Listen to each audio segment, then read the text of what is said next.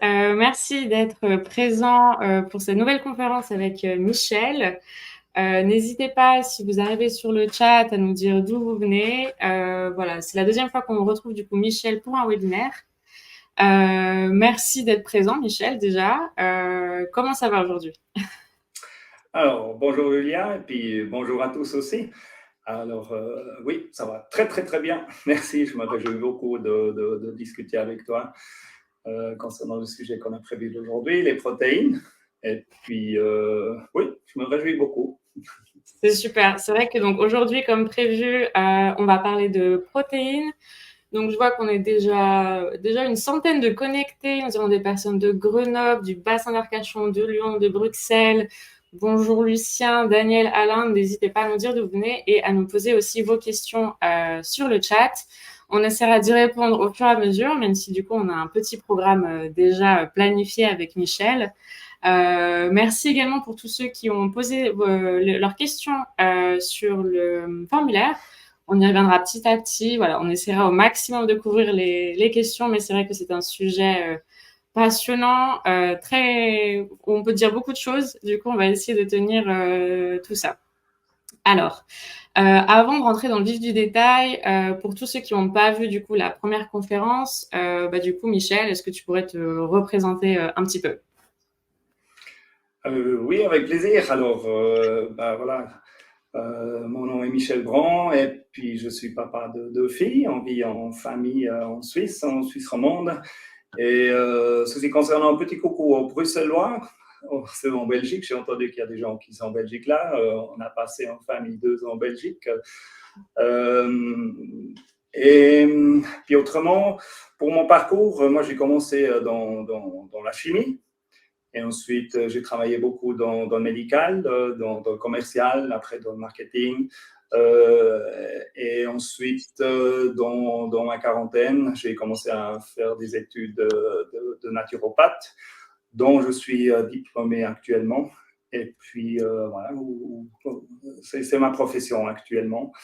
Et autrement, concernant notre sujet de discussion, qui est l'alimentation, c'est une grande passion pour moi. Ça a toujours été. Moi, je suis un ancien sportif, quelqu'un qui faisait beaucoup, beaucoup de sport. Donc, au sein de l'hygiène de vie, de l'alimentation, on fait toujours partie. On n'est pas toujours parfait, bien sûr.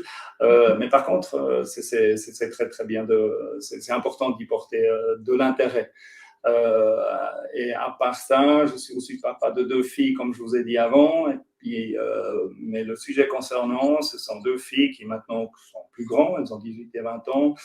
Et puis depuis leur âge de 12 ans, ce sont des sportifs d'élite. Et voilà, ils ont une grande charge d'entraînement et puis de voyage, etc., dont l'alimentation est devenue quelque chose de pratique aussi en famille. Donc, voilà, je me suis confronté à l'élaboration de la théorie, pas seulement pour moi-même, mais aussi en fait au sein de la famille, d'où mon intérêt un peu pour l'alimentation dans la vraie vie, en m'intéressant beaucoup au sujet de base, hein, la science, qu'est-ce qu'il faut pas, qu'est-ce qu'il y a dedans, comment ça marche, la digestion. Mais par contre, avec encore un plus grand intérêt de rentrer ça dans la vraie vie. Voilà. Super. Du coup, comme on disait, aujourd'hui, on va parler de protéines plus particulièrement.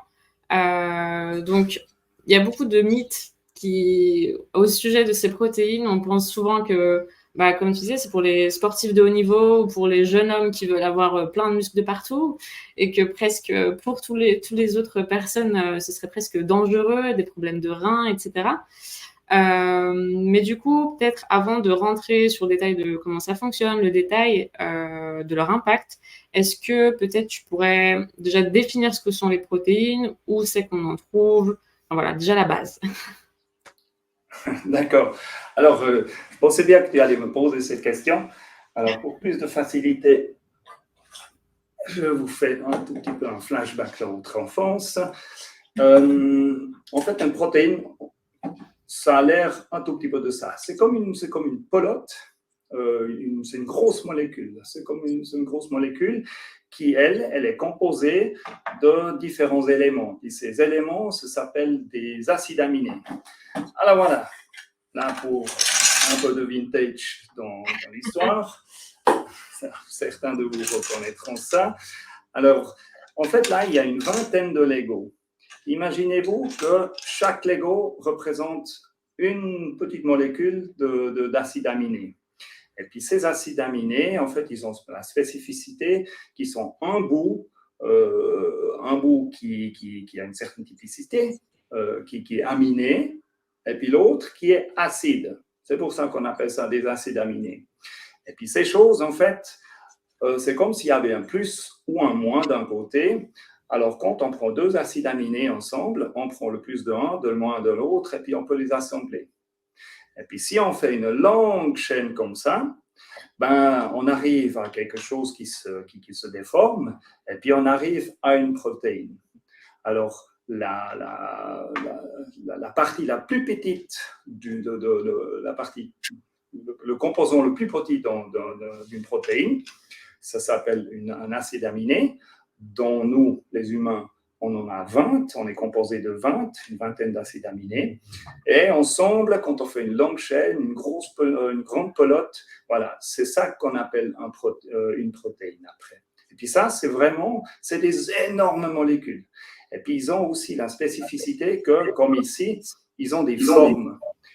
Et puis c'est ça, justement, qui joue un grand rôle aussi, en fait, dans le corps. Parce que ces formes, en fait, ils sont reconnus par des récepteurs, différents endroits. Voilà, que d'autres molécules, ils sont moins compliqués à reconnaître, moins spécifiques à reconnaître. Ces molécules, des protéines, en fait, peuvent être reconnues par leur forme. Alors, il y a un récepteur qui va, par exemple, reconnaître cette boucle-là et puis qui va pouvoir se lier à ça. Bon, on ne va pas rentrer trop dans les détails au niveau de la chimie. Je pense que c'est juste intéressant d'en avoir entendu parler, mais ça ne sert pas grand-chose à retenir. Ce qui est beaucoup plus intéressant, c'est la partie, en fait, oui, qu'est-ce que c'est, en fait, au sein de notre alimentation. Alors, si on veut, dans notre alimentation, séparer les aliments en macronutriments et en micronutriments. Les macronutriments, ils sont au nombre de 3. Ce sont les glucides, les protéines et les lipides, les graisses. Et ce sont ces trois nutriments dont on peut tirer de l'énergie. Les autres, les micronutriments, c'est un peu la boîte à outils du corps. Là, on va retrouver les protéines, les oligoéléments, les minéraux, etc. Donc ça, voilà, ça, ils ne peuvent pas nous procurer de l'énergie. Alors, les macronutriments, je répète, les glucides, les protéines et les lipides, voilà, ça, c'est nos fournisseurs d'énergie. Maintenant, on a habitude à leur attribuer un certain rôle dans le corps. Alors, si on commence avec le plus facile, si je te dirais glucides, tu me répondrais quoi? Quel est le rôle des glucides dans notre corps? C'est pour l'énergie?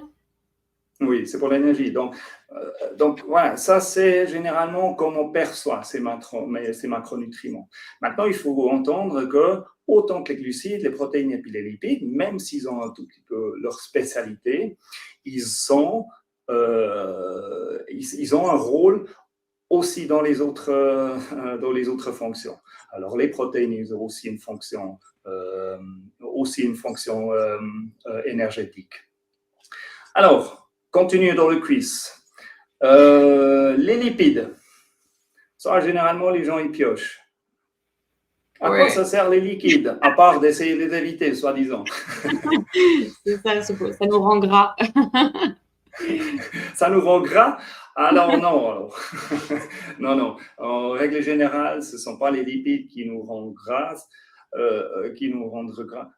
parce que déjà, la consommation de lipides, elle est relativement limitée. Et puis, ceux qui mangent autant de gras pour vraiment engrossir, ce n'est pas très attrayant, leur menu qu'ils mangent. Alors, non, pas principalement, en fait. C'est pas vraiment. C'est une partie, voilà. Mais autrement, les lipides, ils vont surtout participer à tout ce qui est sécurité, système immunitaire, etc. Donc, ils ont une grande application aussi hormonale. Et puis aussi, mais après, voilà, l'énergie, on a dit que c'est un fournisseur d'énergie aussi, mais aussi en termes de sécurité, l'énergie à long terme. Ce sont des dépôts d'énergie, hein, notre graisse, qu'on peut piocher dedans si on a des efforts prolongés ou si on n'a pas assez de glucides, là, justement. Donc voilà, alors on a vu les glucides principalement pour l'énergie, on a vu les lipides principalement pour tout ce qui est sécurité, système immunitaire, protection, etc. Et alors maintenant, les protéines. Alors les protéines, ça c'est vraiment à l'image de ces jouets, de ces Lego.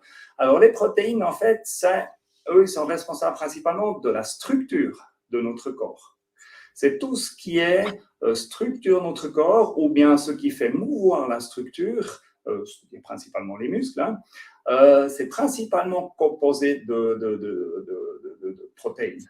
Voilà, ça, en gros.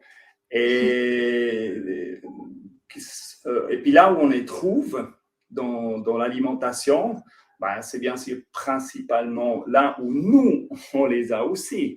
Alors, si nous, on a dans notre structure et puis surtout dans notre muscle, on a beaucoup de protéines, ben forcément, si on mange du muscle, ben, on mange principalement des protéines. Alors, c'est dans la viande, dans la chair, c'est-à-dire dans le muscle des animaux. Autant que ben, les différents animaux, les muscles qu'on mange, et puis aussi le poisson, ben, dont on mange le muscle, en fait. Voilà, où ils sont principalement. Maintenant, le monde végétal, il a aussi besoin de structure, il a aussi besoin d'édifices, de matrix, de structure. Et puis bien sûr, là-dedans, il y a aussi, dans une moindre mesure, hein, parce que le muscle, c'est quelque chose de spécifique.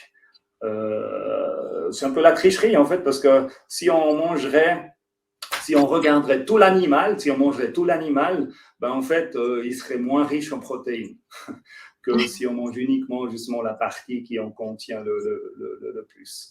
Mais alors la plante, en règle générale, on mange une grande partie de la plante, ils ont une moindre quantité de protéines, mais quand même, ils en ont dedans. Ok. Est-ce que ça résume bien ce que c'est les protéines? Ça pose déjà bien les bases, je pense, pour tout le monde.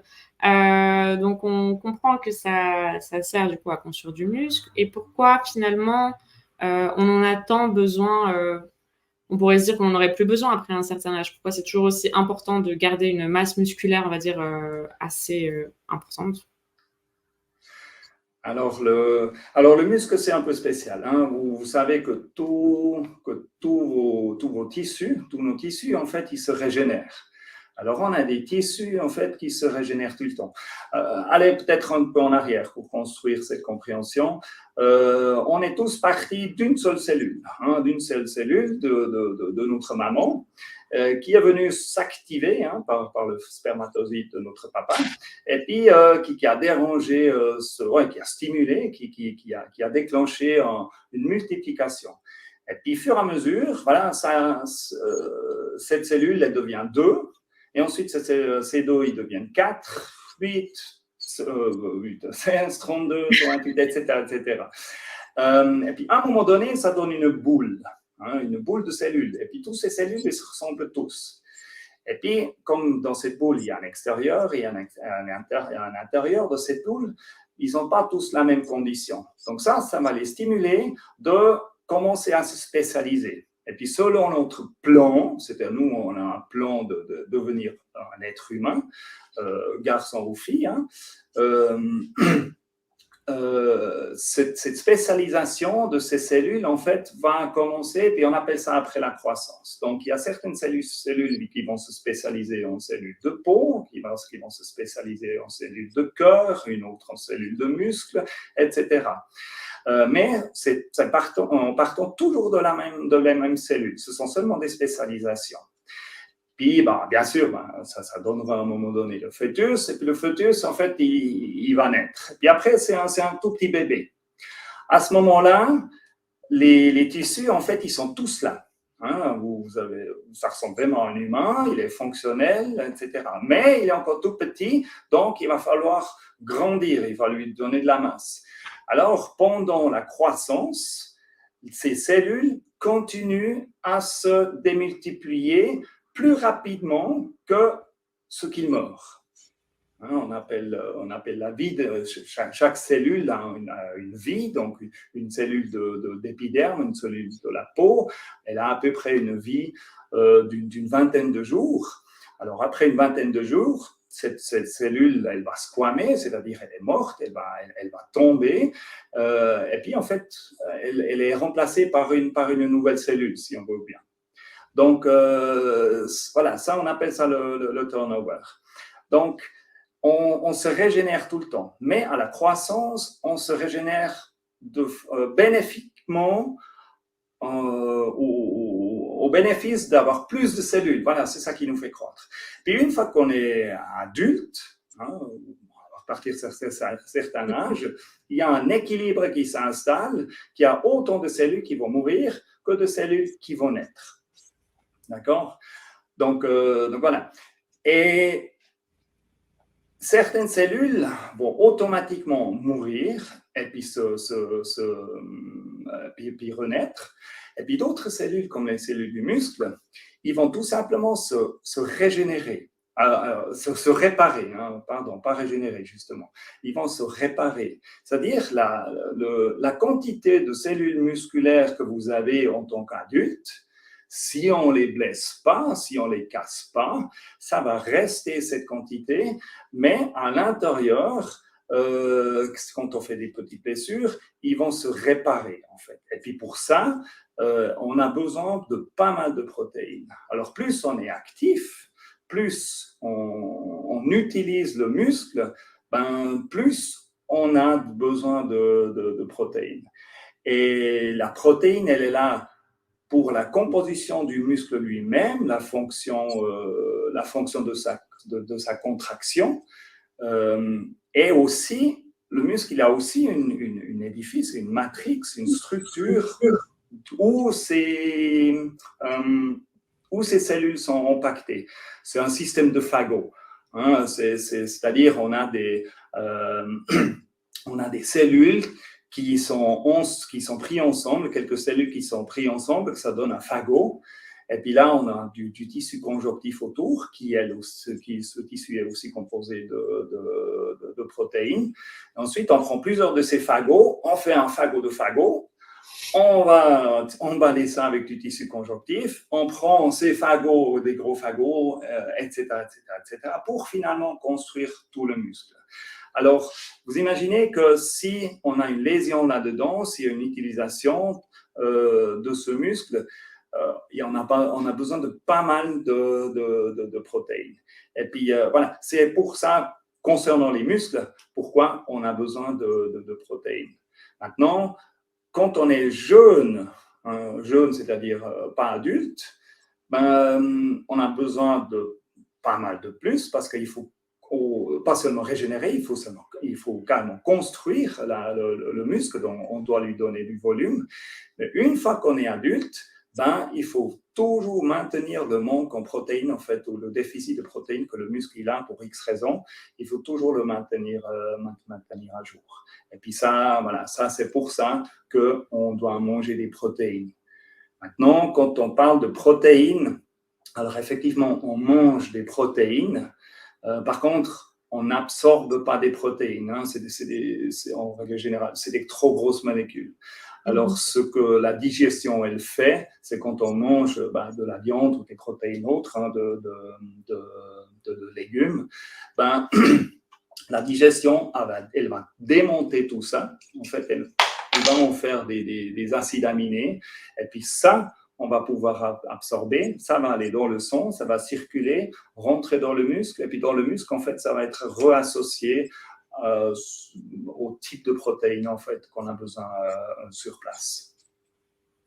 Ok. Ouais, est-ce que c'est Claire, j'essaie de pas trop partir dans les métabolismes, dans la chimie ou etc. C'est sûr, c'est toujours frimant de parler de noms compliqués ou des choses comme ça, mais je crois qu'on essaye plutôt de voir la compréhension. Complètement. Il faut faire au plus simple. Et du coup, donc, les muscles, on a besoin tout le temps. Et pourquoi est-ce que quel est l'impact des protéines sur notre corps, sur nos os, sur notre énergie, sur notre bien-être général? Qu'est-ce que ça nous apporte en plus de juste nous tenir presque debout, quoi?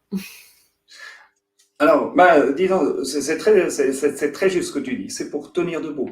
Alors, on parle toujours des muscles, mais il faut aussi voir que même les os, par exemple, la structure de l'os, en fait, elle est composée de protéines aussi. Hein, tout ce qui est, mais aussi d'autre part dans le corps, tout ce qui est cartilage, ça aussi, ça c'est composé de protéines. Et ça fait une espèce de, ouais, ça fait la structure. Si on parle des os maintenant, ça fait la structure dedans où les choses sont placées dedans. C'est comme une structure alvéolaire. Et le fait d'avoir plus ou moins de protéines dedans, ça fait que le muscle il est de plus en plus rigide ou bien plus en plus élastique. Par exemple, pour le muscle, si la partie minérale est trop importante et puis la partie structure protéique elle est moins importante, ça fait que le muscle il est beaucoup trop rigide. Alors il va être résistant. Par contre, si on dépasse si on dépasse sa flexion très rapidement, il va casser très rapidement.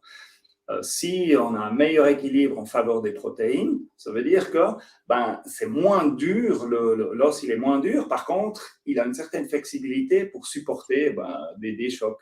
Alors, si on a des problèmes de ce côté-là, vous avez probablement déjà entendu de la maladie de verre, alors ça ferait qu'on a une ossature, au moindre coup, elle est trop friable, c'est comme du verre, parce qu'elle n'est pas élastique. Et puis ça, c'est les protéines qui procurent la structure de protéines qui procure cette élasticité et puis aussi la structure en elle-même, la structure alvéolaire aux os.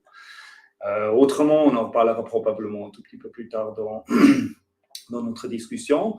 Ceux qui sont un tout petit peu plus âgés, ou bien assez rapidement en âge, on remarque qu'en fait, ces protéines, les collagènes par exemple, ils ont un rôle assez important aussi d'élasticité au niveau de la peau. Plus on vient âgé, plus c'est d'élasticité, on commence à la perdre. Ça fait avoir des rides après, et puis ou aussi de la peau, comme par exemple après une perte de poids, qui reste grande, qui retrouve pas l'élasticité, en fait, qui diminue pas en même temps que ce qu'il y a dessous. Donc, si on fait une perte de poids à 20 ans, ou 20 ou 30 ans, en règle générale, on va ressembler à quelqu'un de plus mince et la peau, elle suit normalement. Mais avec l'âge, de plus en plus on va avec l'âge. Donc, si on perd beaucoup de temps à 50 ans ou à 60 ans ou même à 70 ans, à ce moment-là, on peut perdre du poids, mais par contre, la peau, elle ne va pas suivre. Alors, ça fait un peu des choses qui pendent. Voilà. C'est ça. Donc, voilà, tu vois, on entre tout de suite dans le sujet du muscle quand on parle de protéines. Mais par contre, on découvre que les protéines, ils ont une importance vraiment fondamentale et puis très importante dans les autres tissus aussi. Et ça ce qu'on a fait avec les os, et puis avec la peau, c'est pour tous les autres organes aussi. Ces tissus conjonctifs, ces tissus de structure, ces tendons, ces ligaments, etc. Voilà, c'est là où les protéines sont très importantes. Alors, si on veut, on peut voir les protéines un peu comme les briques dans une maison. Voilà, c'est ça qui fait la structure, c'est ça qui porte finalement, qui donne la forme à l'édifice et puis aussi qui donne la forme aux organes en fait. Ok, super. Donc, faut manger des protéines pour être en bonne santé. Alors, oui, oui, il y a une partie des protéines que nous arrivons à construire nous-mêmes, mais il y a, disons, à peu près la moitié des protéines, en fait, c'est ce qu'on appelle des protéines, des acides aminés, pardon. Hein, Mhm. si on parle des acides aminés, dont nous, on va construire des protéines après, il y a à peu près la moitié de ces 20, de ces 20 protéines, on peut les fabriquer nous-mêmes, hein, on peut les construire nous-mêmes. Par contre, l'autre moitié, c'est ce qu'on appelle des protéines essentielles, c'est là, on ne peut pas les produire nous-mêmes. Donc, on est obligé, en fait, de les prendre par le biais de l'alimentation. Donc, voilà, c'est très important, en fait, de manger des protéines, Ok. effectivement. Et du coup, donc bon, chaque personne est différente, donc chacun a un peu des besoins bien sûr spécifiques. Mais est-ce que on peut donner un minimum et un maximum de protéines qu'il faudrait consommer, soit par jour, soit par jour, ce sera peut-être plus simple. Alors, disons oui, je répondrai oui, mais il faut oublier ça. C'est beaucoup trop compliqué. C'est, disons, compliqué. C'est pas comme ça qu'on mange, en fait. Et puis, les aliments sont dans tous les aliments, il y a des protéines, plus ou moins. Certains sont très riches, certains sont très pauvres, mais des protéines, il y a quasi dans tous les aliments. Alors, si on veut vraiment commencer à compter ça pour savoir combien on a, ça, c'est difficile. Disons, on a ça c'est à peu près dans tous les pays, on s'entend là-dessus, sur la base, on a un besoin où il est conseillé de consommer par jour 0,8 g de protéines par kilogramme de poids corporel par jour. Alors, ça veut dire que, bon, voilà, et puis ces 0,8 grammes, ça c'est un tout petit peu c'est même pas la moyenne, c'est un peu, voilà, c'est un être donné, un être imaginaire qui a une certaine activité, qui a une certaine santé, etc. Alors, pour faciliter le calcul, hein, on va prendre 1 gramme et puis on va se dire, OK, ce sera un tout petit peu moins qu'1 gramme. Alors, je ne sais pas si on prend par exemple une femme qui pèse 50 kilos, ben, ça lui fera 1 gramme de protéines par les 50 grammes. Donc, ça lui fait à peu près 200 grammes de protéines par jour, en fait, qu'elle devrait manger. Si mon calcul est juste là, oui. Et si c'est 1 gramme par kilo de Ah, poids? pardon, oui. Non, excuse-moi. Donc, on a 1 gramme par kilo de poids, donc voilà, on arrive à 50 grammes, Ouais. 50 grammes de protéines par jour. Mais ça c'est des protéines. Donc, ce n'est pas 50 grammes de viande. Oui, c'est D'accord? ça. C'est pour ça mon lapsus, pourquoi je suis arrivé aux 200. Mais ça, on verra un tout petit peu plus tard. Donc, voilà, on arrive à peu près à 50 grammes par jour, disons 40 grammes par jour de protéines que devrait manger. Et puis pour un homme, ça fait un peu plus, ça fait 60-70 grammes en fait. Disons pour un homme plus lourd, hein, un homme de 50 kilos, ben, voilà, on est à la même chose. Mais prenons à peu près la moyenne. Ça c'est l'idée. Ok, et ça, du coup, c'est peu importe l'âge, il n'y a pas besoin de réadapter. Plus Alors on. voilà, c'est ça justement ce que je voulais dire, que c'est vraiment considéré comme sur une espèce de normalité. Donc là, on ne parle pas de la croissance, hein, là on parle d'un adulte en fait. Et voilà, c'est pour ça que ce serait trop compliqué en fait de maintenant, ouais, celui qui fait du sport, ou combien de fois au sport il fait, quel âge il a, quel sexe il a, quel poids il fait, quelle masse musculaire il a, ou etc. Donc c'est pour ça qu'il ne faut pas trop. Voilà. C'est un chiffre pour avoir une idée de quoi on parle, mais ça concerne pas vraiment quelqu'un en fait. C'est une espèce d'idée en fait où est-ce qu'on se trouve. Maintenant, vous imaginez que quelqu'un de sportif, ben, logiquement, il a besoin de protéines plus accrues en fait. Il doit manger, il doit sustenter plus en protéines que quelqu'un qui ne fait pas de sport, par exemple. Ça, voilà, ça c'est un peu la logique derrière. Et ensuite, ce qui est plus important quand même, je dirais, dans l'idée combien il faut manger, je crois que, tu sais, le corps, il est très adaptatif. Il peut vraiment s'adapter. Et puis, j'ai déjà dit que la moitié des protéines, la moitié des acides aminés, il arrive à les fabriquer lui-même. Donc, il a certaines capacités d'adaptation sans que tu l'aides. Il y a certaines limites, mais c'est loin ces limites en règle générale. Par contre, je dirais, il faut plus faire attention que des gens sportifs ou des gens plus âgés ou des gens malades. À la limite, ils n'ont pas forcément besoin de plus de protéines. Par contre, moi je dirais plus dans le sens, ils ont moins le droit à l'erreur. Hein, si quelqu'un en top santé, de jeune, qui ne fait pas trop de sport, etc., c'est lui, il n'a pas son quota de protéines tous les jours, ou bien sur la généralité, il ne mange pas trop de protéines, bah, ça va passer. Hein, je pense qu'il n'y a rien qui va lui arriver. Hein. Par contre, une fois dans l'âge, ou bien si on fait du sport, ou si voilà, on a des maladies qui concernent les protéines, ben, là, oui, on a droit à moins d'erreurs. Mais cette quantité comme ça devrait, en règle générale, suffire pour tout le monde. Alors, comme je vous ai déjà dit, moi, mes filles, elles sont très, très sportives. Alors, ça représente pendant leur carrière où elles s'entraînent le plus, ça se représentait 2 entraînements par jour, et puis c'était des entraînements très, très intenses. Et même là, elles ne commençaient pas à manger 3 fois de la viande par jour ou on commençait à des suppléments protéiques ou comme ça.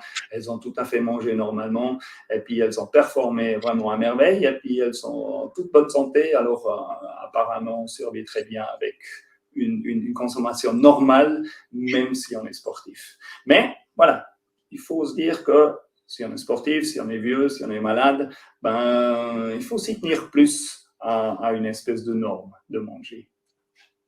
Ok, super. Et du coup, donc on a commencé un peu, enfin, on a commencé à faire le calcul, mais du coup, 50 grammes de protéines, ça veut pas dire 50 grammes de viande. Qu'est-ce que 50 grammes de protéines représentent, on va dire, dans une alimentation normale? Ok.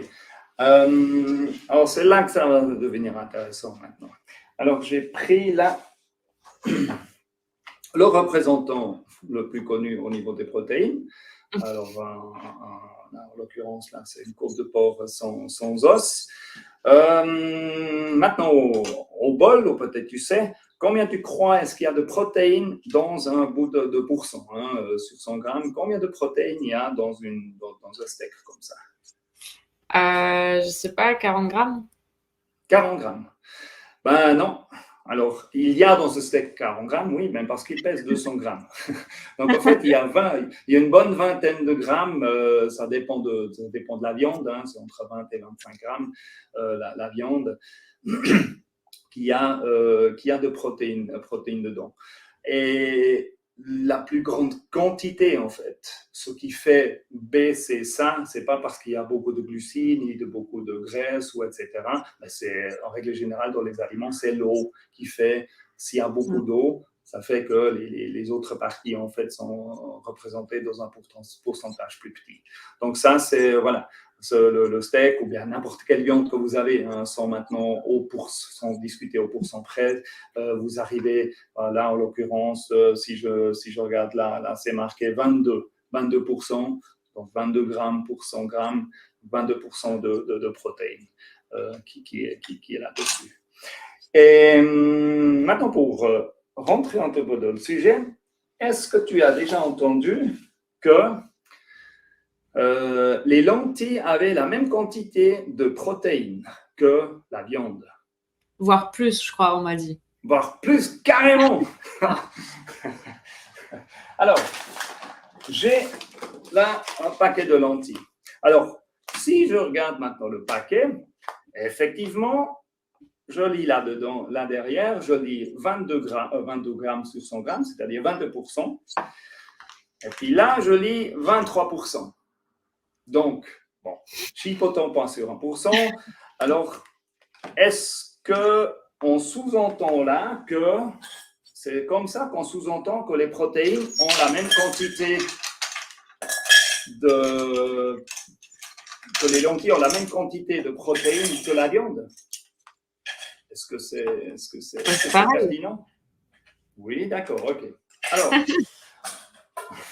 non, ça c'est un mythe complet. Vous allez vite comprendre pourquoi.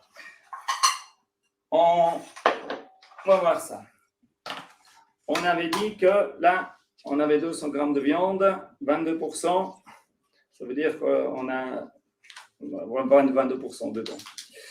Là, on a des lentilles. Ces lentilles-là, là, sous ces formes, elles ont effectivement, elles ont 23% dedans. Maintenant, je vais prendre 100 grammes, ou bien allez, 200 grammes. Je vais prendre l'équivalent de ce steak. D'accord? Alors, on prend notre balance. On va la tarer. Mettre à 0.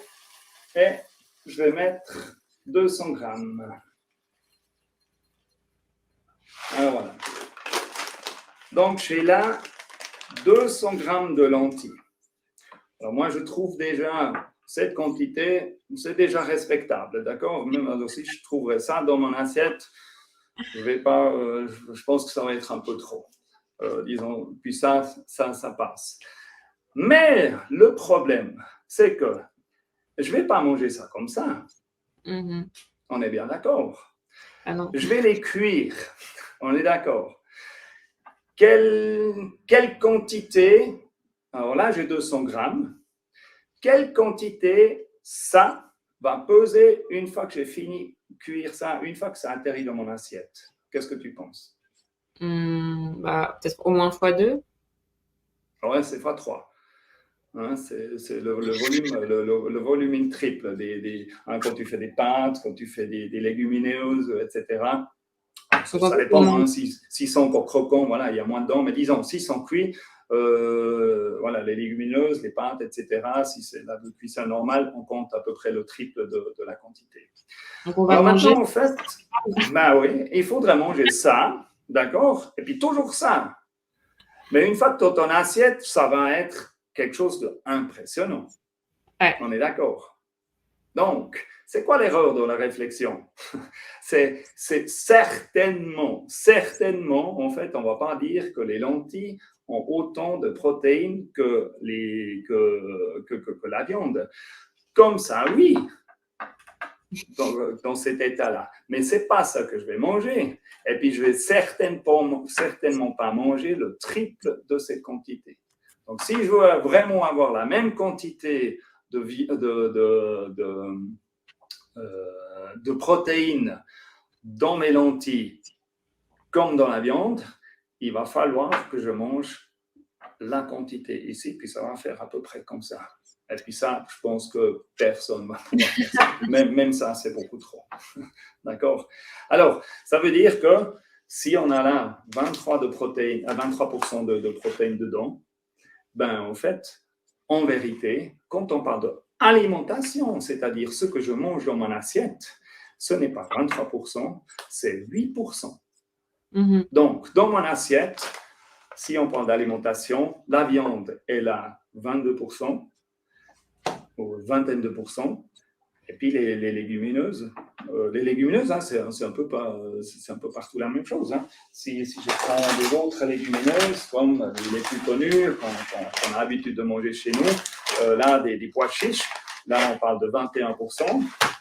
Si je prends des haricots verts, là, on parle de 20%.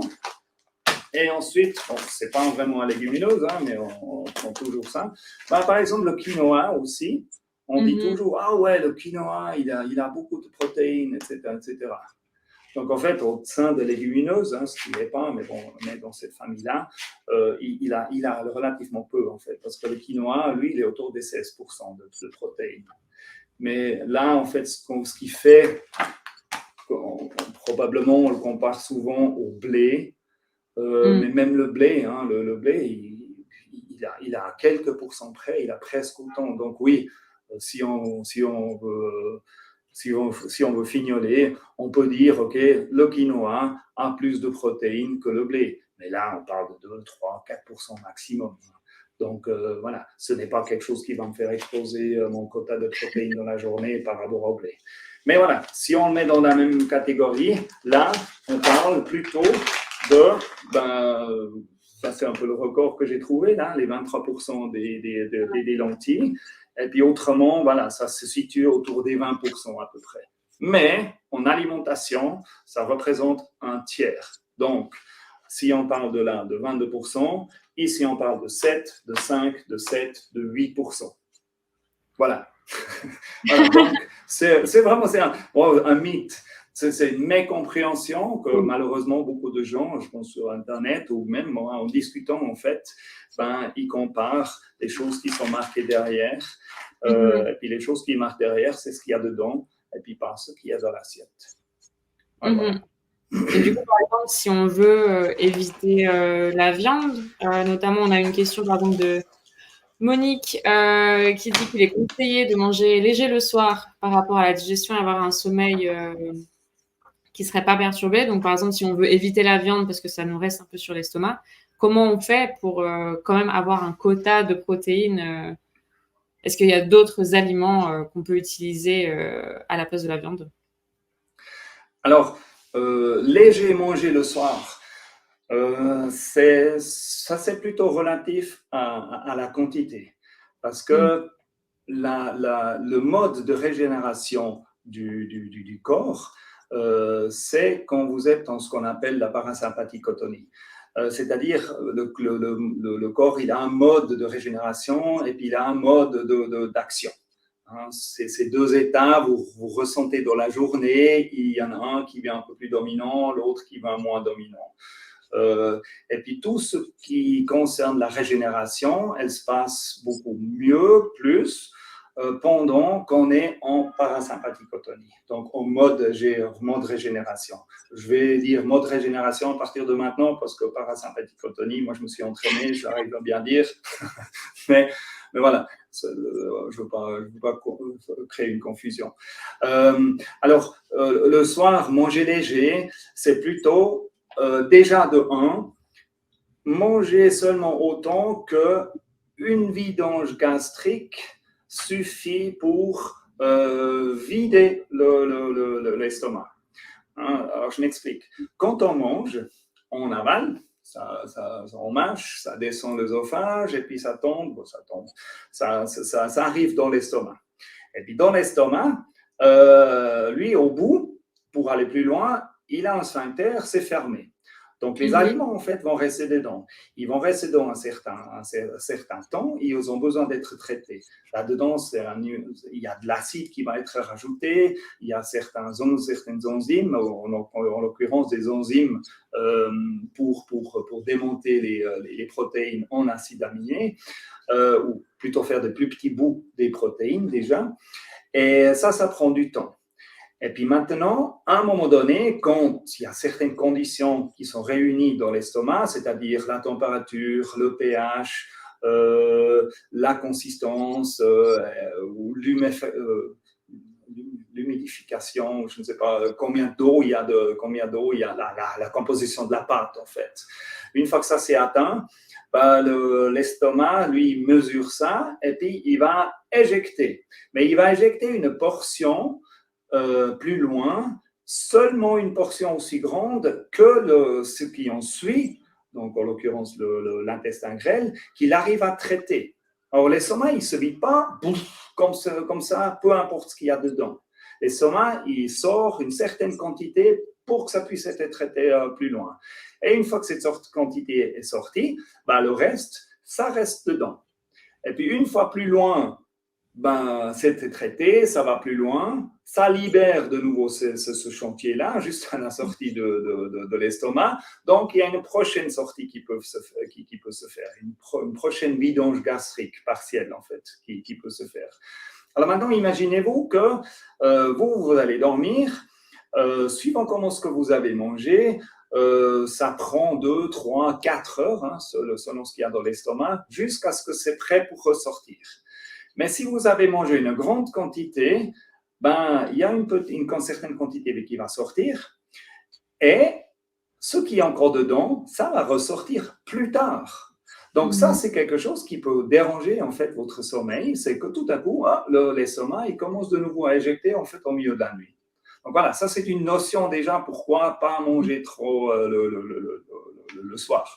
Parce que voilà, on aimerait qu'une fois, les 2, 3, 4 heures après qu'on aille manger, donc admettons, on mange à 6 heures, donc 4 heures de plus, ça va être autour de 10 heures, on aura une vigilance gastrique, et puis après, on est tranquille pour la nuit au niveau de la digestion. Ça, ce sont des notions plutôt de manger, pas forcément léger, mais plutôt manger peu en termes de quantité. Ça, c'est beaucoup plus important.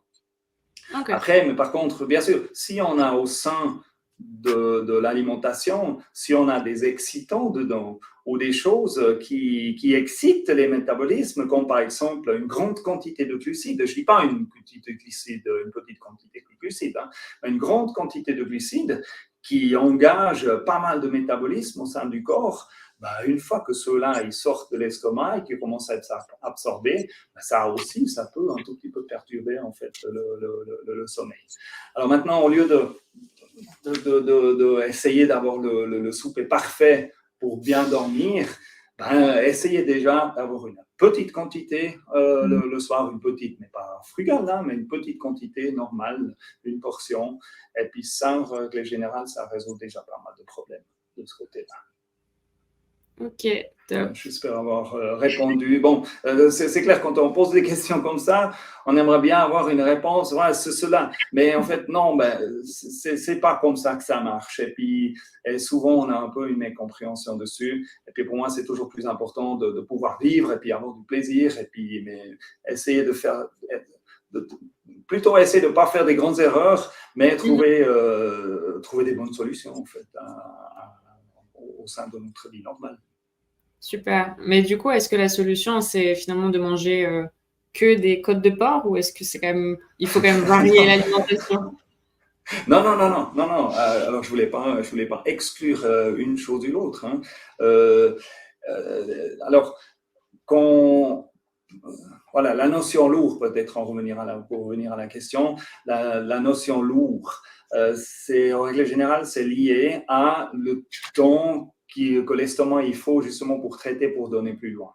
Hein, des choses légères vont demander relativement peu de temps de traitement, donc on va être tranquille avec la digestion relativement tôt après avoir mangé. Et puis, ce qui est lourd, ça va digérer plus longtemps, en fait. Alors maintenant, les choses lourdes, les choses qui font durer, qui vont compliquer la digestion au niveau de l'estomac, c'est bien sûr c'est le gras et puis c'est les protéines aussi. Mais si on tient ces quantités, une quantité tout à fait normale ou frugale un tout petit peu, l'estomac, en fait, il gère ça très bien. Il faut aussi se dire que l'estomac, lui, il va mettre des enzymes dedans et puis de l'acide dedans, hein, dans sa poche, pour traiter ça. Maintenant, ces dispositions de ces choses pour traiter les aliments, c'est pas comme le robinet à la maison, puis que vous ouvrez, et puis en fait, ça vient, et puis tant que vous fermez pas le robinet, ça vient. Ces cellules, ils ont une certaine capacité. Alors, ils commencent à sécréter, et puis après, au bout d'un moment, ça va s'épuiser, il va falloir qu'ils se récupèrent un tout petit peu pour remettre de nouveau de l'acide dedans. Donc, ça vient plutôt par vague, en fait, au niveau de l'estomac. Alors, c'est clair que quand on a des choses qui ont besoin de beaucoup d'acide et puis qui ont besoin de beaucoup d'enzymes au niveau de l'estomac, dedans, ce sont les choses qui vont durer le plus longtemps à être traitées. Puisqu'ils vont sortir seulement une fois que le traitement est fini, en fait. Ce traitement, il est vraiment mesuré, il y a une certaine qualité qui est acceptée pour ressortir plus loin. Ok. Ça, voilà. Ça, c'est la notion de lourd, en fait. Hein. C'est, disons, combien de temps. Alors voilà, des choses gras, typiquement la viande, ça, c'est plutôt quelque chose de gras. Alors c'est clair que si on se... je ne sais pas, si on se mange, Si on se mange un kebab, quelque chose ou bien une orgie de viande le soir, etc. Effectivement, ça c'est des choses qui prennent un certain temps à être traitées le soir. Donc ça va prolonger la digestion. Principalement le gras. Les protéines après ça va. Mais c'est principalement le gras qui est considéré comme lourd. Mais ce n'est pas parce que c'est lourd en poids ou bien lourd en digestion. Ben voilà, ça retarde la digestion. En fait. Ça prend du temps. Mais il n'y a pas de mal à ça. Hein. Tout simplement, ça prend du temps. Ok. Et du coup, donc, si on se réveille en fait en plein milieu de la nuit à 2, 3, 4 heures du matin, ça veut juste dire qu'on a mangé trop gras la veille, mais c'est rien de dramatique. Non, ça c'est bon. Après, ça c'est un autre sujet au niveau du sommeil. Il y a beaucoup de raisons en fait pourquoi en fait on peut se réveiller. Une digestion qui est calée sur notre rythme de sommeil, disons qui arrive au mauvais moment pendant notre rythme de sommeil, de nos montées, descentes du sommeil, qui arrive au mauvais moment. Oui, ça peut être une raison en fait. Ou bien des excitants en fait, hein, genre le café ou le chocolat, disons le chocolat noir, le chocolat, c'est pas juste question de sucre, ou bien des grandes quantités, comme j'expliquais avant. Ben voilà, si ceux-là, il y a une interaction avec ces cycles, oui, effectivement, ça peut être une raison. Mais c'est de loin pas, ce serait beaucoup trop réducteur de dire, voilà, on se réveille à cette heure-ci parce que parce que ça, c'est pas le cas. Mais ça peut contribuer. Alors, on élimine, il y a beaucoup d'autres avantages que de ne pas se réveiller, hein, de manger comme il faut ou bien manger frugalement le soir. Donc, voilà, manger normalement le soir, pas trop lourd, mais quand même, il n'y a pas de problème de se priver de viande ou même de gras, etc. Mais voilà, d'une façon légère ou pas trop en quantité. Et puis comme ça, le réveil, il ne sera pas dû à la digestion. C'est déjà ça. Voilà. Bon, déjà ça. Des fois, c'est facile. Des fois, c'est mieux de savoir les problèmes, comme ça, on trouve des solutions. Mais si on élimine le problème là, mais on se réveille toujours, ben voilà, on n'est pas plus avancé. C'est ça, mais bon, au moins on peut éliminer déjà une cause. C'est déjà pas mal. Voilà. Ouais. Du coup, on a parlé beaucoup de viande, mais c'est vrai que parmi donc, ceux qui nous écoutent, il y a déjà eu plusieurs questions pour les végétariens. Donc, tu as parlé un peu du coup, des légumineuses qui sont riches en protéines, mais pas dans l'alimentation, parce que quand on les cuit, du coup, les quantités augmentent, donc c'est pas exactement la même chose. Est-ce qu'il y a d'autres sources de protéines qu'on peut aller chercher au-delà de la viande et des légumineuses? Oui, bien sûr, il y en a plein. Maintenant, végétarien ou pas, bon là, je ne veux pas heurter quelqu'un dans le sens, hein, mais souvent, des fois, les gens, quand on parle de végétarien, on a une espèce d'idée d'herbivore là derrière. Donc voilà, c'est pas le cas. Hein, on n'est pas des herbivores, on est des omnivores. On a un système digestif et puis aussi on a un système métabolique en fait qui correspond à manger de la viande, entre autres. Alors, quelqu'un qui est végétarien, ce n'est pas un herbivore, ou bien voilà, il ne peut pas prétendre que voilà, à un moment donné, on était des herbivores. Non, on a toujours été des humains. Donc, on a cette base, on est équipé pour ça. Donc, un végétarien, c'est un omnivore qui ne mange pas de viande. Il n'y a pas de souci à ça, en fait. Mais quand même, ça complique un tout petit peu l'histoire. Quelle est la protéine, en fait, que la plupart des végétariens mangent? Quelle est la plus grande partie de protéines que les végétariens mangent, en règle générale, dans leurs aliments? Qu'est-ce que tu penses? Je pense du coup à les œufs. Les œufs, oui, d'accord, ok. Mais en termes de, si on prend maintenant uniquement les végétaux. Ah, les végétaux. Je sais pas trop. Alors, c'est, en règle générale, c'est ça. Ah. Dans les pâtes ou dans le pain, ou les choses qui sont faites à partir de farine. On avait dit que voilà, il y avait aussi des protéines un peu partout. Alors, dans les pâtes, on arrive là dans le paquet, même problématique que là. Là, dans le paquet, en fait, on arrive à peu près à 14% de protéines. D'accord? Qu'est-ce que tu penses, disons, la moitié de ces protéines, c'est quoi comme type de protéines? On les connaît tous, mais en fait, on ne fait jamais le lien. La moitié des protéines, je ne sais pas. Le gluten. Ah! Les gluten, ce sont des protéines qui sont très présents dans le blé, hein. Après dans les autres céréales aussi, mais disons, on prend le blé parce que voilà, c'est probablement 90% de notre consommation en produits céréaliens. Là, la moitié c'est du gluten. Donc en fait, quand on est végétarien, puis on mange du pain, des pâtes, etc., ben, en grande partie, bon, je ne dis pas que les végétariens ne mangent pas des autres choses. Et je les encourage, hein, parce que voilà, c'est un peu pauvre de manger uniquement des pâtes. Et puis, il y a le désavantage de la grande quantité de glucides qu'il y a dedans. Je les encourage de manger ces choses aussi, les légumineuses. Mais en règle générale, c'est moins joli. C'est moins varié que ça, en fait. La règle générale, c'est une augmentation en termes de pâtes, de pain, de produits de farine. Alors, voilà, ça reste un apport non négligeable, en fait, de protéines. Maintenant, ceci concernant, je crois que ce serait intéressant de parler des pâtes sans gluten. Les pâtes sans gluten. Alors, le problème des pâtes sans gluten, c'est que la moitié des protéines, ben, il n'y a pas.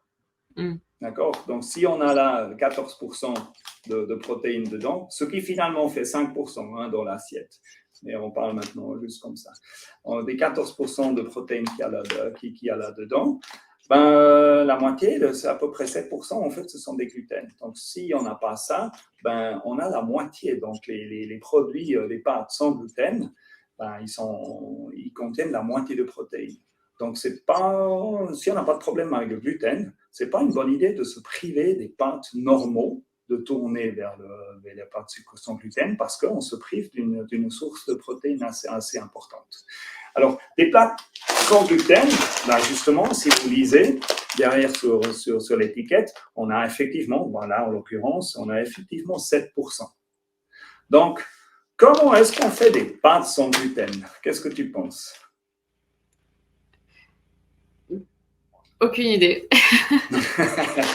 Alors, on pourrait se dire, mais tiens, on prend des pâtes et puis on enlève le gluten. Ouais. Alors, bon, ça serait, j'imagine, ce n'est pas un problème, hein, chimiquement, on arrive à faire ça au niveau production, mais le problème, c'est que ça va être extrêmement cher de produire des pâtes externes sur gluten et puis de le vendre, et puis en fait, ça sera tellement cher, plus personne n'achètera. Mais en fait, c'est beaucoup plus simple que ça. On prend tout simplement des autres céréales qui n'ont pas de gluten dedans. Alors, en l'occurrence, là, ceux-là, en règle générale, c'est comme ça. On prend du maïs, pas de gluten, et on prend du riz. On fait de la poudre, on les mélange à peu près d'une certaine un ratio de ce qu'on aimerait avoir, et puis on a une pâte, on a une farine sans gluten. Maintenant, il y a juste un petit problème parce que le gluten, justement, il est là pour lier, pour donner la structure aux choses. Alors, en fait, c'est avec ces choses, si on mélange comme ça, on ne pourra pas faire des pâtes, en fait. Alors, il va falloir mettre des liants dedans, en fait. Voilà, on va falloir mettre de la chimie dedans pour que ça fonctionne, en fait. Alors, les pâtes sans gluten, c'est tout simplement, dans l'occurrence, et puis en règle générale, c'est de la farine de riz avec de la farine de maïs mélangées ensemble, et puis voilà, on fait des pâtes avec. Et puis après, finalement, si vous regardez un peu les quantités, c'est bien assez logique, parce que ici, vous avez 8%, dans le riz, vous avez à peu près 8% de protéines, puis là, vous avez aussi à peu près 8% de protéines, donc ça correspond, bon, là, c'est 7%, mais si on compte encore la petite partie qu'on doit ajouter pour les lier, ben voilà, on est exactement là-dessus. Mais, encore une fois, Pensez-y, quand je dis 14% de protéines là-dedans, alors c'est divisé par 3 de votre assiette. Donc, on peut dire ce qu'on veut, même en termes de quantité, la viande, ça reste le champion de protéines. Parce que voilà, ça, c'est bon, on coupe on coupe dans l'animal la partie la plus protéique en fait. C'est comme ça. Puis dans l'alimentation végétale, ben, on trouve largement pas autant de protéines. Mais je dirais que si on prend l'habitude de prendre chaque repas, on fait un peu attention, et puis on mange, en plus, voilà, tu disais les œufs. Si on mange des œufs le matin ou le soir, une omelette, tout bien comme ça, et dans la journée, on prend un repas à base de légumineuses, et puis on fait des accompagnements avec des pâtes, on y arrive pas mal quand même, hein, si on mange ça. Par contre, ben, il faut le faire quand même. Hein. Quand on est végétarien, c'est définitivement une mauvaise idée de tout simplement arrêter de manger de la viande. Il faut prendre une certaine habitude, il faut commencer à se nourrir. Hein. Il faut commencer à multiplier les repas et puis aussi ben, de composer des repas d'une façon plus élaborée, plus variée. Et autrement, ben, là, vous avez les solutions, ou bien le contenu, en fait, au niveau des végétaux. Mais les vrais champions au niveau des végétales, c'est eux. C'est les oléagineux. Donc, en l'occurrence, les oléagineux, c'est en gros avec tout ce qu'on peut faire de l'huile, hein, mais en règle générale, on parle des noix, des différentes noix. Donc là, j'ai des amandes et puis j'ai des noisettes. Alors, si je lis là derrière dessus, qu'est-ce que tu penses 100 grammes de noix, combien de protéines j'ai dedans? 20 grammes 20 grammes, pas mal. Alors là, c'est bon, oui, je dirais oui. Donc là, c'est marqué 21 grammes. Alors oui, tu as raison. Donc là, oui, si je mange 200 grammes de noix, donc ça, c'est un paquet de 200 grammes. Hein. C'est quand même beaucoup, hein, manger autant de noix, mais je dirais en tout cas la moitié, c'est-à-dire moitié, pour moi, ça fait une poignée. Une poignée de noix, comme ça, la moitié de ce paquet, ça va faire une très, très, très, très bonne portion de protéines journalières. Donc, ça, vraiment, s'il n'y a pas de problème d'allergie avec tout ce qui est noix ou des choses comme ça. Après, souvent, il faut regarder un peu. Hein. Ce n'est pas parce qu'on est allergique à un, on est allergique à l'autre. Et puis, suivant comment, on peut aussi être allergique à ses peaux. Hein. Donc, là, j'ai des exemples, par exemple, qui ne sont pas... où il y a la peau dessus, en fait, mais vous pouvez acheter des qui sont nettoyés de leur peau. Donc voilà, il faut essayer un tout petit peu. Mais si vous n'avez pas de problème avec ce genre de choses, ben alors ça, autant que végétarien, définitivement, moi je dirais, rentrez ça dans votre alimentation. Et surtout, ben après, des gens un peu plus âgés, encore une fois, hein, s'ils n'ont pas de problème avec ce type de produit, ce type d'aliment, définitivement, habituez-vous. Et puis là-dedans, franchement, ne chipotez pas.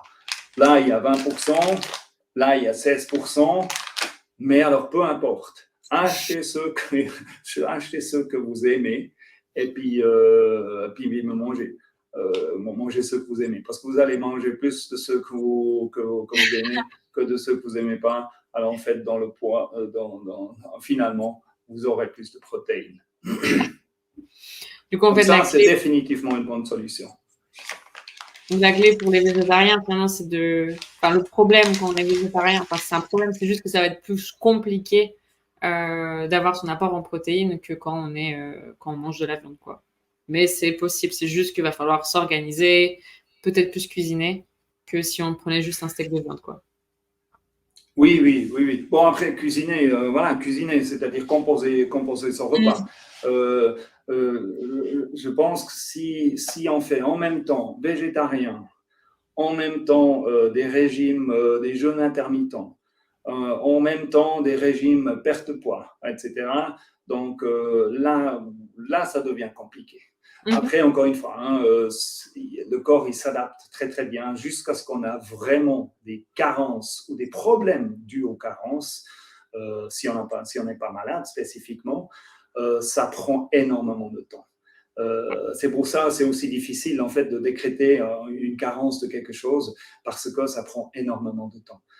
Puis si vous connaissez probablement tous des enfants, vous en avez peut-être eu, qui refusent de manger des légumes ou des légumes verts, etc. Puis en fait, moi, je connais des enfants qui jusqu'à l'âge de 10 ans, franchement, ils n'ont pas mangé un légume, quoi. Ils préféraient mourir.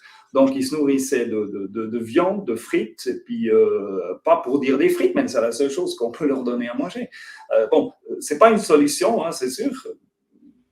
C'est un tard, c'est pas une solution. Moi, je n'étais pas dans la situation, donc je ne peux pas juger. Mais ces enfants, en règle générale, ils grandissent et puis survivent. Voilà, c'est pas si grave en fait si on n'est pas parfait au niveau de la nourriture. Mais c'est définitivement une bonne idée si on commence à faire des spécialités qui nous éloignent un tout petit peu de notre idéal. Maintenant, je ne dis pas l'idéal éthique, je ne dis pas qu'il faut manger de la viande, qu'il ne faut pas manger de la viande, etc. Ça, c'est une autre discussion. Mais, disons, la facilité du corps, comment il fonctionne, c'est définitivement, il fonctionne plus facilement en mangeant de la viande. Parce que ce n'est pas seulement une question de protéines aussi. Dans la viande, il y a aussi des choses, notamment, il y a une des vitamines, la vitamine B12, qu'il n'y a pas dans les légumes. Et donc ça c'est dans la viande. Et puis ça tombe bien parce que quand on mange la viande, on prend aussi une quantité de fer, par exemple, importante. Et puis cette vitamine B12, elle est indispensable pour pouvoir absorber, utiliser en fait le fer. Donc on peut avoir un déficit. Moi, je dis pas maintenant une carence, ça peut y arriver, mais je ne veux pas le définir. On peut avoir une diminution sensible au niveau de l'absorption du fer due au fait qu'on ne mange pas de viande parce que voilà, on manque de vitamine B12. C'est pour ça que c'est régulièrement conseillé, ou bien fondamentalement conseillé en fait aux végétariens de se sustenter par des compléments en vitamine B12. Ça, c'est la principale raison. Ok, du coup, donc on a parlé de viande, de légumineuses, d'oléagineux. Et qu'est-ce qu'on pourrait dire sur le poisson aussi, le fromage, le lait, enfin, tous les produits laitiers à côté encore. Alors voilà, donc là c'est pur végétal maintenant la discussion qu'on a eue. Maintenant, après, les sources plus riches après en protéines, à part les végétaux, à côté des végétaux, ce sont, après ce que tu viens de nommer, c'est les produits laitiers et les œufs, on en avait déjà parlé. Les poissons, après je n'ai jamais bien compris en fait pourquoi les gens ils font la différence entre la viande et le poisson. Mais bon, soit c'est pas à moi de définir, mais c'est du muscle. Finalement, qu'on mange du poulet, qu'on mange du porc, qu'on mange du bœuf, qu'on mange du poisson, on mange du muscle finalement. Donc c'est la chair finalement, comme on disait dans le temps. Mais bon, peu importe. Mais mis à part ça, les œufs, c'est une importante source de protéines. Et en plus, dans l'œuf, dans le jaune d'œuf, il y a principalement des albumines. Ça, c'est une protéine qui est la plus abondante dans notre sang aussi, par exemple.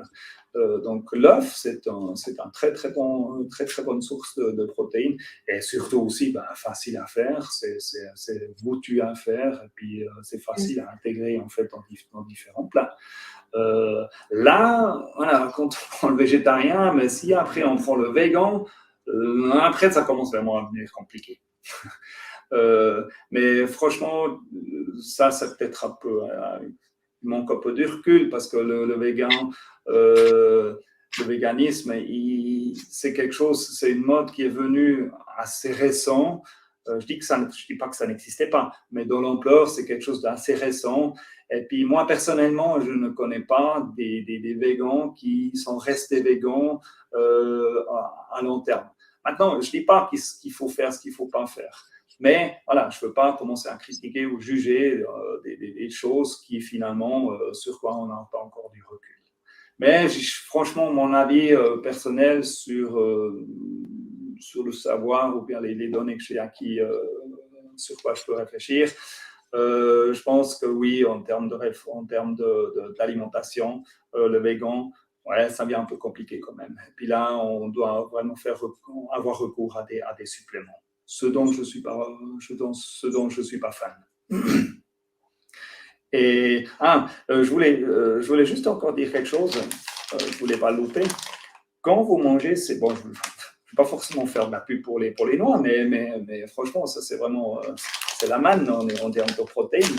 Mais il y a aussi quelque chose que quand vous mangez ça, vous avez une importante quantité de glucides aussi dedans, hein, parce que finalement la noix, c'est le rôle de la noix dans la plante, c'est de faire office de réservoir de glucides. Mais vous avez aussi les huiles. Les huiles pour lesquelles vous payez très, très, très, très cher pour les avoir pressées à froid, ici, ils ne sont même pas encore pressés. Donc, vous imaginez la qualité d'huile en fait, que vous avez là. Alors, on ne parle pas de la quantité. Hein, c'est clair que si vous buvez de l'huile d'olive ou de l'huile de noix, c'est clair que vous avez une quantité importante à la fois. Mais en termes de qualité, vous n'aurez jamais une aussi bonne qualité dans les noix. Même pressé à froid, la qualité elle est moindre que de ce qu'il y a dedans. Et puis ça, c'est vrai aussi dans d'autres aliments. Et en l'occurrence aussi dans l'œuf. Dans l'œuf, il n'y a pas que le blanc d'œuf qui sont des protéines, il y a aussi le jaune d'œuf en fait qui est principalement du gras. Et puis là, il y a des très très bons gras dedans. Super. Et du coup, dernier point sur les produits laitiers. Est-ce que c'est une bonne source de protéines pour avoir assez d'apport ou pas? Est-ce que c'est conseillé?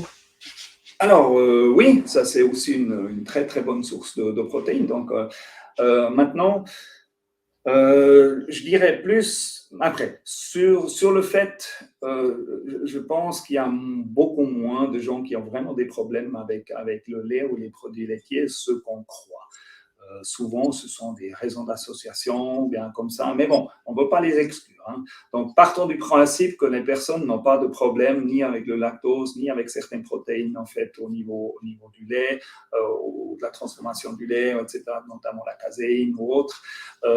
Partons du principe que, voilà, on n'a pas de souci avec ça, alors c'est une très bonne source de protéines aussi. Maintenant, le lait en soi, il est beaucoup moins concentré que les produits laitiers. Donc, si on parle de source de protéines, je dirais plutôt produits laitiers que le lait en soi, en fait. Ce qui est une boisson, mais pour moi, le lait, c'est une boisson de plaisance. Hein. Si on aime le lait, voilà, le lait n'est pas toxique, hein, loin de là.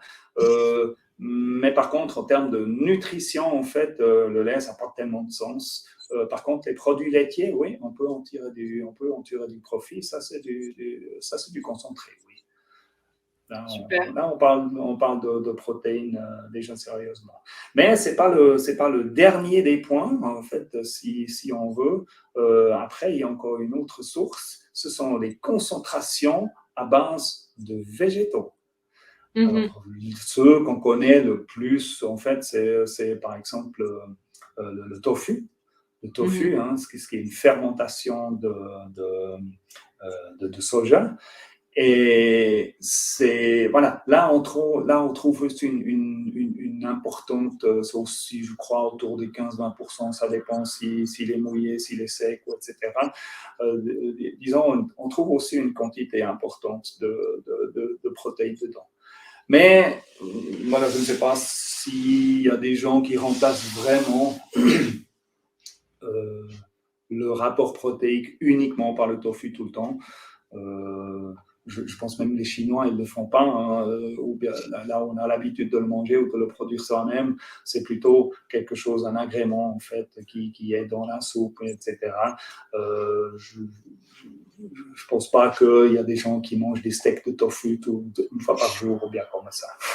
Alors, c'est à prendre en compte comme source de protéines, une des bonnes protéines, disons bonne, je ne veux pas parler de qualité, mais plutôt une quantité de protéines, mais au sein de la mixité, en fait, de tout ça. Alors, j'aimerais redire encore une fois, ne cherchez pas à combler votre besoin protéique avec ça, ou ça, ou ça, ou etc. Ça n'a pas tellement d'intérêt au niveau alimentation, qu'est-ce qu'on aime manger finalement, hein, c'est monodiète, finalement pour le moment on en a marre, mais par contre essayez aussi de découvrir en fait ces différents apports, et puis mettre des noix un peu dans vos salades, ou bien les manger comme ça, manger des noix que vous n'avez peut-être pas encore mangé, goûter des autres noix que vous ne connaissez peut-être pas, il y en a plein, hein. Je crois que sans les dénombrer, moi je pense qu'on a presque entre 8 et 10 oléagineux en fait, sous forme de différentes noix, macadamia, etc., amandes, noisettes, noix, etc., qu'on peut se procurer en fait dans nos environs. Donc là, on a fait le tour de toutes les protéines, ou il y en a encore? Alors, laisse-moi réfléchir. En termes je crois qu'en termes d'aliments, oui. Hein, si on fait la différence entre l'alimentation et la nutrition, dans la nutrition, on parle de chimie, on parle disons, si on veut, on parle d'acides aminés, on parle de glucides, etc. Puis quand on parle d'aliments, on parle de viande, on parle de sucre, on parle de pâtes, etc. Mais en termes d'aliments, maintenant, dans notre assiette, il me semble, si j'ai oublié quelque chose, vous allez le noter dans les commentaires, mais il me semble qu'on a fait le tour, je crois, des choses. Maintenant, quelque chose qu'on n'a pas dit, ce sont les choses après les extraits protéiques. Alors, il y a différentes façons, différentes sources, disons. Il y a 2 sources de protéines qu'on peut faire de la poudre de protéines. C'est animal, mais par contre, voilà, ça, on ne va pas prendre de la viande, ça, on va prendre du lait. Hein, on va prendre du lait. Puis en fait, ça me fait un peu rire, parce que si on fait le fromage, pour ceux qui connaissent ou qui savent comment ça se fait, on se retrouve avec le petit lait. Donc on fait le fromage et puis on se retrouve avec plein d'eau, de flotte en fait, qui est assez riche en protéines en fait. Et ça, en fait, dans la production de fromage, ça c'est du déchet. Alors maintenant, qu'est-ce qu'on peut faire? On valorise ces déchets, on les sèche, on extrait les protéines que dedans et puis on gonfle la poudre. Donc voilà, beaucoup de poudre qu'on peut manger. Souvent, c'est dans le sport qu'on a recours à ce genre de choses, ou bien même dans la santé. C'est issu des déchets de production de fromage en règle générale. Et puis, on valorise en fait les déchets. Bon, tant mieux. Mais après, l'autre, on peut aussi les extraire de végétaux. On peut aussi extraire les protéines des végétaux et puis en faire de poudre. Alors, l'utilisation, en règle générale, c'est plus ou moins la même. Soit, voilà, c'est végétarien ou végan. Et puis l'autre, c'est issu du lait. L'utilisation, en règle générale, c'est la même. Parce que quand on parle de chimie, quand on parle de ce niveau-là, c'est-à-dire au niveau chimie, des acides aminés, on ne parle pas de qualité. Une acide aminé, une tryptophane, c'est une tryptophane qu'elle vient de l'animal, du lait, ou bien qu'elle vient de la plante. Un acide aminé tryptophane, c'est un acide aminé tryptophane. Voilà, il n'y a pas l'un qui est meilleur que l'autre. Donc voilà, ça c'est les poudres qu'on peut acheter. Maintenant, J'ai envie de vous dire, c'est pas une bonne idée, c'est pas une bonne idée. Vous avez qu'à manger comme il faut. Hein, c'est une bonne motivation l'alimentation, c'est la base, c'est une base qu'on a. Et puis c'est aussi avec quelque chose qu'on peut se faire du plaisir. C'est quelque chose en fait qui nous donne des bons moments, ou bien des fois qui nous force à avoir des bons moments de calme dans la journée.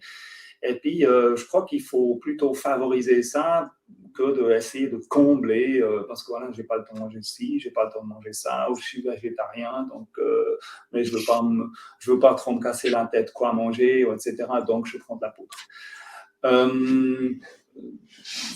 Voilà, là où je vois la seule utilité en fait de ces poudres, c'est vraiment uniquement dans le sport. Mais même là, si vous mangez comme il faut, ben, vous n'en avez pas besoin. Maintenant, si vous voulez avoir un apport protéique tellement grand, vraiment grand, il y a deux problèmes qui se posent. Il y a un problème que si c'est vraiment une quantité de protéines tellement grande que vous n'allez pas le trouver à cette quantité, vous n'arrivez pas à le manger.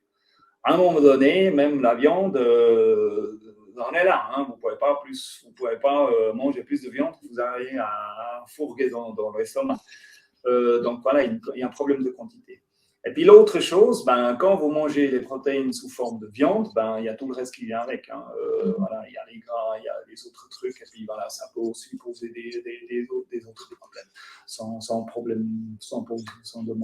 parler des problématiques qu'on pourrait avoir avec ça. Hein. Donc voilà. Là, par exemple, pour un bodybuilder, ça pourrait avoir du sens, en fait, pour manger de la viande. Mais ce n'est pas obligatoire. Franchement, moi, je travaille beaucoup dans le sport, avec des sports professionnels. Manger des poudres comme ça a tendance à apporter plus de problèmes en fait, ça apporte vraiment du bénéfice. Et je crois que le plus gros bénéfice que vous pouvez tirer de ne pas manger les poudres, c'est en fait du fait que vous êtes forcé à manger mieux, de vous donner plus de peine en fait dans votre alimentation. Et puis vous allez vous allez aussi retrouver. Vous allez avec du plaisir en plus. Exactement. Il faut manger varié, c'est le plus important. Et du coup, oui, absolument, oui. On approche bientôt de la fin, parce que ça fait déjà plus d'1h20 qu'on parle, Michel. Je pense qu'on a répondu à pas mal de questions dans le chat déjà, mais il y avait une petite question qui m'a interpellée. Je pense que c'est pas mal que je te la pose pour clôturer cette conférence. C'est une personne qui s'appelle Michel aussi, donc je me suis dit pour la blague, c'est drôle que je te la pose. Il te demandait qu'est-ce que toi tu mangeais le soir, pour l'exemple. Ce que moi je mange le soir? Oui. Alors, moi, je mange le soir généralement ce que ma gentille épouse est prête de faire pour la famille. Non, franchement, c'est ça la réponse. Maintenant, si ce que j'aimerais manger le soir, ou ce que je pense, ce que je mange le plus volontiers le soir, dans le sens que je pense que ça m'apporterait plus, on soutiendrait le mieux de ma santé. Moi, je ne suis pas végétarien, donc le soir, je préfère la partie protéique le soir, et puis les légumes. Donc, j'essaye d'éviter. Maintenant, je ne veux pas mettre ça dans une mauvaise lumière, mais j'essaye d'éviter en fait de manger des glucides le soir. Mais pas pour éviter les glucides. Voilà, je les répartis différemment dans la journée. Mais voilà, c'est une portion, c'est-à-dire viande, poisson ou bien légumes. Mais les légumes, voilà, ça aussi, hein, des gens qui entendent légumes, des fois ils se disent tiens, ah ouais, le brocoli dans l'eau, et puis il faut sortir le machin blanc, etc. C'est pas bon, moi j'aime pas ça non plus. Donc franchement, je veux bien manger ça une ou deux fois pour X raisons de santé, mais je veux pas vivre avec ça. C'est pas bon. Donc il faut apprendre aussi à élaborer les légumes, en fait. Et puis, il faut aussi ne pas hésiter sur des raisons de ouais, si on le cuit, ça détruit certaines vitamines. Si c'est sous cette forme-là, ou bien si je les associe avec ça, ça ne va pas, etc., etc. On se produit trop d'un couple avec ça. On ne va pas s'intoxiquer hein, si on mélange les choses, si on cuit les aliments, etc. Par contre, on en tire plein de profits. Voilà, pour répondre brièvement, règle générale, c'est une portion protéique. En règle générale, hein, une portion protéique avec des légumes le soir. Oui. Super. Cuisiner. Oui. Non, il y a aussi une notion, après, il y a aussi une notion que certaines personnes ressentent plus que d'autres, en fait, du cru. Il y a des avantages de manger du cru, mais ça, au niveau de la digestion, ça peut faire de remue-ménage aussi. Hein. Dans le cru, on a énormément de choses qui ne sont pas prédigérées par la digestion. Donc, notamment certaines glucides, comme des fibres. Hein. Les fibres, ce sont des glucides.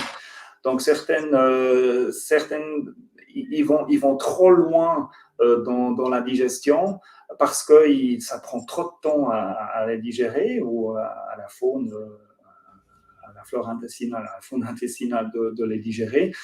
Donc, ça va créer des désagréments, en fait, plus loin. Maintenant, sans parler des gens qui ont des maladies ou des sensibilités, en fait, relatives aux fibres ou à la quantité de fibres, à certaines fibres, c'est quand même difficile à digérer. Il faut vous dire que les fibres, ça, c'est pas pour vous, hein, c'est pas, vous ne mangez pas des fibres pour vous. Vous mangez des fibres, vous donnez du foin au monde qui vous habite, en fait. Vous entretenez votre compost, en fait, avec vos fibres. Une certaine partie, vous allez pouvoir récupérer à travers différents chemins, oui, mais la plupart, c'est pour nourrir le monde, en fait, qui vous habite. Donc, c'est pas pour vous. C'est pour les autres. Oui, mais ça, c'est important quand même, hein, de leur donner à manger, là, à cette équipe-là. C'est important. Complètement. Et dernière petite question de Stéphanie, parce que c'est un peu plus particulier. On n'en a pas parlé, c'est vrai que ça dépend des gens et peut-être des cultures aussi, mais qu'est-ce que tu penses des graines germées, des algues aussi et des aromates? Est-ce que ça, c'est quelque chose qu'on peut utiliser pour des protéines ou c'est plus pour du goût supplémentaire? Alors, sur le principe, oui, c'est une source de protéines, oui, d'accord, mais on arrive au même problème que ça. Si vous voulez, à travers de graines germées et puis des algues, commencer à avoir une certaine quantité de protéines, c'est-à-dire une quantité pondérale, hein, on parle de ça, d'accord? Si vous voulez avoir un sérieux apport à travers des exemples que tu viens de donner, c'est pas vraiment ce qu'on fait. Donc, oui, c'est vrai que certaines algues, certaines algues, ils ont une grande quantité de protéines dedans. Toujours est-il, hein, la plus grande quantité des algues, c'est des fibres. Hein. Voilà, disons, c'est des glucides, mais qui ne vous servent à rien. Mais il y a certaines algues qui ont beaucoup de protéines dedans. Mais vous n'allez pas manger 200 grammes d'algues. Hein. Et puis même, hein, dans 200 grammes d'algues, vous avez beaucoup plus de flotte encore que vous avez dans le steak ici. Là. Alors, oui, ce principe, c'est une source de protéines sur le principe, mais de façon pondérale, de façon alimentaire, non, je dirais que ça fait plutôt partie un apport protéique comme ça, mais c'est difficilement comptabilisable dans une quantité journalière. Plus les graines germées que les algues, hein, mais parce que finalement, les graines germées, vous avez ça. Et tout simplement, c'est germé, donc c'est plus riche, hein, c'est plus riche en enzymes, etc. Donc, une graine germée, en termes de santé, elle est meilleure que ça. Mais encore une fois, hein, ça correspond à ce steak-là. Donc, vous aurez seulement un tiers des protéines que vous avez là si vous mangez ce pot germé. Et là, je crois qu'on est complètement à côté de la plaque de ce qu'on pourrait manger, en fait. Alors, si vous germez tout ce pot, si vous mangez tout ça, ouais, je pense que votre système digestif, il va passer un mauvais moment ou même quelques mauvais jours, je crois. Alors voilà, réponse non, c'est pas un apport pondéral, mais par contre, voilà, il y a des protéines, donc oui, bien sûr, il y a des protéines. Du coup, pour conclure cette conférence, est-ce qu'on pourrait, qu'est-ce que tu dirais en mot de fin pour clôturer? En mot de fin. Oui. Oui, la faim, dans le sens, oui, bon, manger. Pardon, j'ai pas compris. C'est l'heure de manger bientôt, du coup. Oui, je pense que pour certains, oui. Pour moi aussi, bientôt, j'espère. Mais comme mot de fin, c'est comme on avait discuté déjà dans le dernier webinaire en introduction, essayez de ne pas trop compliquer avec de la chimie. Maintenant, si vous ne pas... Moi, je suis passionné de chimie, moi, je suis passionné de métabolisme, d'anatomie, de physiologie, etc. J'étudie ça vraiment, vraiment. Et je m'éclate. Mais franchement, moi, je suis contre à dire que pour bien se nourrir, il faut faire des études. Mais vraiment pas. Je pense qu'il y a un peu de bon sens. Ça suffit largement, en fait, pour bien se nourrir. Et puis, les protéines, ça en fait partie. Peut-être, en fait, on savait tout ça, on sait toujours tout ça, mais on avait l'habitude, en fait, de se perdre un peu là-dedans, donc finalement, ça n'a jamais posé des problèmes. Mais aujourd'hui, avec certaines modes, des modes d'alimentation, ces différents régimes, différents modes d'alimentation, voilà, on tombe un peu dans des problématiques, mais si on se débrouille un tout petit peu avec la variété, et avec la quantité de fois peut-être plus petite hein, qu'on mange à la journée, plus souvent, mais plus souvent, mais moins grande. Avec voilà, je crois que tout le monde va s'en sortir très très bien. Et puis la santé, c'est vraiment lié vraiment à la variété. Et puis on n'est pas un laboratoire. On fonctionne très comment dire ça, on ne fonctionne pas bien du tout en mode laboratoire. Nous, on fonctionne sur la vie. Donc, si on trouve un équilibre parfait, ça ne correspond pas au corps, ça ne correspond pas au métabolisme. Les métabolismes, ils sont en fait, c'est toujours, on appelle ça l'homéostasie, c'est-à-dire on fonctionne le mieux tout le temps, en fait, corrigeant en fait, nos écarts, je dirais pas des erreurs, nos écarts. Donc, continuer ou bien manger de façon variée, faites pas des grandes erreurs, mais n'hésitez pas de bifurquer un peu là, bifurquer là tous les jours, etc. C'est ça, en fait, comment on fonctionne le mieux. Voilà. Super. Eh ben, en tout cas, merci Michel pour ta présence, pour tous tes conseils. Je vois qu'on a déjà plein de merci dans le chat. Merci à tous ceux qui sont restés jusqu'à la fin. Pour rappel, vous recevrez le webinaire, le replay, la semaine prochaine. Et puis avec Michel, on vous prépare d'autres surprises. On vous tiendra au courant par email. Donc voilà, bon appétit à tous. Si ça vous a ouvert l'appétit, profitez-en. Et puis bonne soirée à tous. Et encore une fois, merci Michel pour ta présence. Ben, merci de ma part. C'était un grand plaisir de discuter. Et puis, j'espère à très bientôt. Au revoir. Merci. Au revoir.